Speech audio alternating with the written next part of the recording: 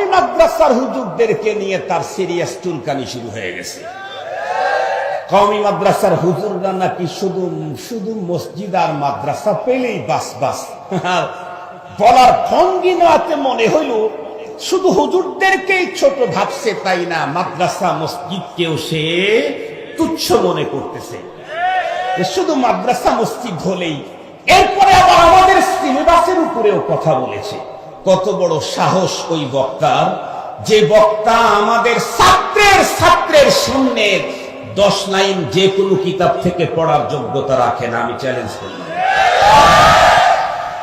অনেক কিতাব থেকে পড়তে পারবে, আমরা যেই কিতাব সামনে দিব সেখান থেকে পড়তে পারবে না। চ্যালেঞ্জ করলাম, চ্যালেঞ্জ। সে উলামায়ে কওমিয়ার উপরে কথা বলে। আমি জিজ্ঞাসা করতে চাই, বাংলাদেশে শাইখুল হাদিস বলতে তাদের ঘরানার কয় ডজন আছে? বাংলাদেশে মুফতি আজম বলতে তাদের ঘরানার কয় ডজন আছে? বাংলাদেশে বিশ্বনন্দিত কারি বলতে তাদের প্রোডাকশন কয় ডজন আছে? বাংলাদেশে বিশ্বমানের হাফেজ বলতে তাদের প্রোডাকশন কয় ডজন আছে? কথা বলেন না কেন? কথা বলেন না কেন? কাদের ব্যাপারে আপনি বক্তব্য দিচ্ছেন? ক্ষমতার স্বপ্ন দেখতেছেন। ক্ষমতায় থেকেই আহলুল্লাহদের বিরুদ্ধাচরণ করে পালায়া যাওয়া লাগছে। আপনারা ক্ষমতার স্বপ্ন দেখেই এই জাতীয় কথা বলেন। ক্ষমতায় থেকেই আহলুল্লাহদের বিরুদ্ধাচরণ করে পালিয়ে যাওয়া লেগেছে। এখন অনেকেই তাদের সমর্থকেরা বলে, হুজুর সবচাইতে বড় ভুলটা ছিল উলামায়ে কেরামের বিরুদ্ধে অ্যাকশন নেওয়া। এখন বলে, আর আপনারা স্বপ্ন দেখেই ঘাট ধরে বের করে দিতে চান। আবার বলেন মাদ্রাসা মসজিদের 4 দেয়াল পর্যন্তই আমরা। আপনি কতদূর কোন দেওয়াল পর্যন্ত গেছেন? কোন দেয়াল পর্যন্ত গেছেন? আপনাদের লোকেরা আজকের পৃথিবীতে কোন দেশের রাষ্ট্র পরিচালনা করছে?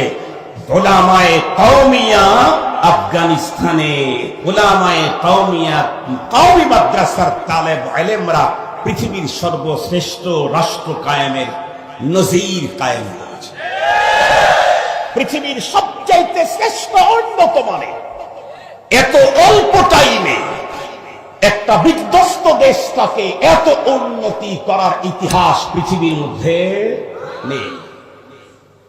আপনি হুজুরদেরকে কি চিনলেন? উনি নাকি আবার কওমি মাদ্রাসাও পড়ছে। কি চিনলেন আপনি?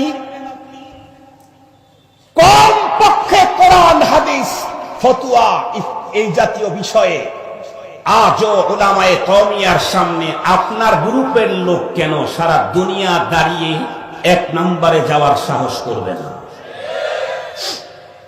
কথা বলেন। আজও আল্লামা তকি ওসমানীর সামনে পৃথিবীর কোন ঘরানার কে দাঁড়াবে?